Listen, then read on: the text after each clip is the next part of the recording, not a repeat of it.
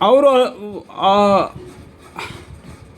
اور جو لوگ اپنی بیویوں سے اظہار کرتے ہیں پھر اپنی کہی ہوئی بات کی تلافی کرنے چاہتے ہیں، میں نے غلطی سے یہ بات کہہ دیا، ابھی میں کیا کروں، کیسے ہاتھ ملنے لگتے ہیں، تو ان کے ذمہ اللہ تعالیٰ نے قرآن میں ان کا گناہ اتارنے کا طریقہ بھی بتا دیا۔ اللہ کے لاکھ لاکھ شکر ہے، اللہ جہن والوں پر مہربان ہے، خاص کر کے مسلمانوں پر تو مہربان ہے ہی۔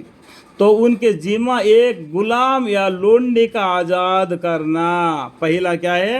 جس نے اپنی بیوی کو ماں کر کے پکارا، اس کا غلطی کو دور ہونے کے لیے اس کا ذمہ ایک غلام یا لونڈی کا آزاد کر دینا، جو غلام ہے ان کو۔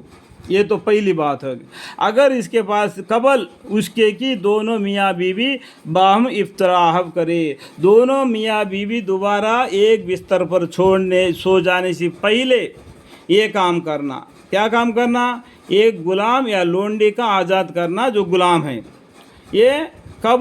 دونوں میاں بیوی دوبارہ آپس میں ملنے سے پہلے تم کو نصیحت کی جاتی ہے۔ اس طریقے سے تم کو اللہ تعالیٰ نے نصیحت کی، اللہ تعالیٰ کو تمہارے سب اعمال کی پوری خبر ہے۔ واللہ بما تعملون خبیر۔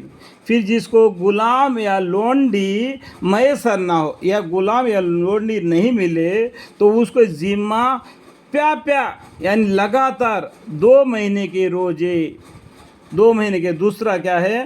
اگر اس کے پاس اتنا طاقت نہیں، یا اگر کوئی ایسا غلام یا لونڈی نہیں ملی، میسر نہ ہو، تو اس کا ذمہ کیا ہے؟ پیا کا مطلب کیا ہے؟ لگاتار 1 مہینے کے بعد دوسرا مہینہ، اس کے اندر بالکل ایک دن بھی روزہ ٹوٹنا نہیں چاہیے۔ 2 مہینے مطلب 60 دن کے روزے رکھنا، 2 مہینے کے روزے یعنی 60 دن کے روزے رکھنا۔ اس کے اندر ایک روزہ بھی اس کو ضائع نہیں ہونا چاہیے۔ قبل اس کے کہ دونوں باہم اختلاف کرے، دونوں میاں بیوی آپس میں دوبارہ ملنے سے پہلے یہ 2 کام کرنا۔ ایک تو پہلا لونڈی یا غلام کو آزاد کرنا، پہلا وہ میاں بیوی آپس میں ملنے سے پہلے۔ دوسرا، اگر اس کے پاس اتنا طاقت نہیں، یا لونڈی یا غلام میسر نہ ہو، تو اس کو پہلے یعنی لگاتار کے 2 مہینے کے روزے یعنی 60 دن کے روزے رکھنا۔ اس کے قبل کی دونوں باہم اختلاف کرے، دونوں میاں بیوی دوبارہ زندگی آپس میں مل جل کر بسر کرے۔ پھر جسے یہ بھی نہ ہو سکے، اس کے پاس اتنا طاقت نہیں 2 مہینے کے روزہ رکھ سکے، تو اللہ تعالیٰ پھر بھی ڈھیل دیتے ہیں۔ دیکھو اللہ تعالیٰ کتنا مہربان ہے ہم پر، لیکن ہم اللہ کی مہربانی کو ہم جان پہچان نہیں سکتے۔ تو اس کے ذمہ 60 مسکینوں کو کھانا کھلانا ہے۔ تیسرے بات کیا بولتے ہیں؟ اگر اس کے پاس اتنا طاقت نہیں کہ وہ 2 مہینے کے روزہ رکھ سکے، تو اس کے لیے 60 غریبوں کو کھانا کھلانا ہے، ایک وقت کا۔ جیسا رمضان مہینے میں کیا کرتے ہیں؟ اس کو روزہ رکھنے وقت کھانا دیتے ہیں، اور روزہ افطار کرتے وقت بھی کھانا دیتے ہیں۔ اور کچھ کیا کرتے ہیں؟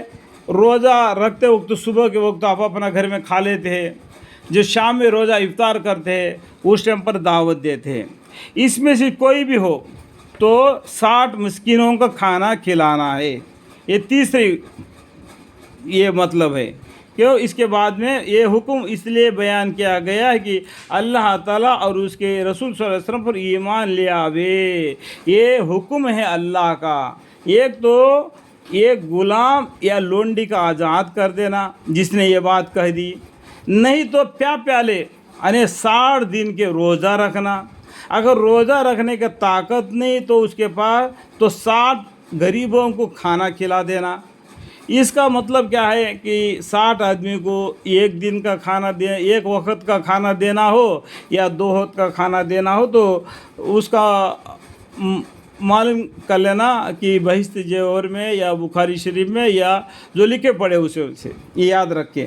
لیکن یہاں پر کچھ قرآن میں یہی لکھا ہوا ہے، پھر جس سے یہ بھی نہ ہو سکے تو اس کے ذمہ 60 مسکینوں کا کھانا کھلانا، 60 غریبوں کو کھانا کھلانا۔ یہ حکم اس لیے ایمان بیان کیا گیا اللہ تعالیٰ کی طرف سے، یہ حکم اس لیے بیان کیا ہے کہ اس بات کو جو مانتا ہے تو اللہ پر ایمان لاتا ہے، اس بات کو جو مانتا ہے رسول اللہ صلی اللہ علیہ وسلم پر ایمان لے آتا ہے۔ سمجھ گئے نا؟ اس ڈیرے کے اندر جب آتا ہے کلمہ طیب لا الہ الا اللہ محمد الرسول اللہ صلی اللہ علیہ وسلم کے ڈیرے میں جو آتا ہے تو یہ اللہ کا حکم کو، رسول اللہ صلی اللہ علیہ وسلم کو بات کو ماننا چاہیے۔ رسول اللہ صلی اللہ علیہ وسلم وہی بات بولتے ہیں جو اللہ نے ان کو بتلائی، وہ اپنے طرف سے کوئی بات نہیں بتاوے، کہ اللہ اور اس کے رسول صلی اللہ علیہ وسلم پر ایمان لے آوے۔ اور یہ اللہ کی حد ہے باندھی ہوئی ہے، یہ حد ہے باندھی ہوئی ہے۔ بہت سے باتیں ہیں، آپ کو یہ رمضان المبارک کے بارے میں بھی ہو، آپ کو میکسیمم 22 جوہر کو ہر مسلمان بھائی عورت یا مرد ہو پڑھنا ضروری ہے، کیونکہ اس نے مسئلے مسائل بہت سے لکھے ہوئے ہیں۔ اس کے بعد میں بخاری شریف پڑھنا قرآن کے بارے میں بہتر ہے۔ قرآن شریف کے معنی پڑھنے سے پہلے قصص اللہ انبیاء پڑھنے سے اور بھی بہتر ہے۔ اور اس کے بعد میں مرنے کے بعد کیا ہوگا اس کتاب کو بھی پڑھنے سے بھی اور بھی بہتر ہے کہ تاکہ قرآن شریف کو پڑھتے وقت اس کی معنی محفوظ کو معلوم کر سکے جلدی سے، تو دوسرے کو بھی وہ ہدایت دے سکے۔ میکسیمم قرآن کے ذریعے لوگوں کو دین کے طرف دعوت دینا، کہانیاں سنا کے اس نے سنا، اس کا بعد اس کو، اس کا بعد اس کو، ایسا بات سنی ہوئی بات کو دوسرے کو سنانا، اس طریقے سے نہیں کرنا۔ حق بات کیا ہے؟ قرآن ہے۔ حق کون ہے؟ ایک اللہ ہے۔ ایک اللہ کے طرف کس سے بلانا؟ قرآن کے ذریعے۔ یہ قرآن نازل ہوگی تھوڑا تھوڑا کر کے، اسی طریقے سے لوگوں کے سامنے تھوڑا تھوڑا کر کے قرآن کو پڑھ کے قرآن کے برکت کے ذریعہ ان کو دعوت دینا دین اسلام کا۔ اگر جو اس کے اندر جو غلطیاں کوتاہی ہوتی ہے تو قرآن اللہ تعالیٰ نے ڈھیل دے دیا۔ اللہ تعالیٰ جہن والوں پر مہربان ہے، وہ غلطی کرنے کے باوجود بھی اللہ تعالیٰ انہیں معاف کرنے کا ایک ذریعہ بنا دیا ہے، تاکہ اس ذریعہ میں جو آ جاتا ہے تو ایماندار بن جاتا ہے، اللہ کا بھی اور رسول صلی اللہ علیہ وسلم کا بھی۔ ٹھیک ہے، اور یہ اللہ کے حد بندے ہوئے ہیں، اور کافروں کے لیے سخت دردناک عذاب ہوگا۔ یہ حکم کو جو نہیں مانتا ہے وہ کافرانہ زندگی بسر کرتا ہے، اللہ تعالیٰ کافروں کو قیامت کے دن دردناک عذاب دے گا اور دنیا میں بھی ان کو عذاب میں مبتلا کرے گا۔ یہاں تک کہ بیان کے درمیان میں جو بھی غلطی ہوتا ہے مجھ سے ہو گئے تو اللہ مجھے معاف فرمائے، آمین۔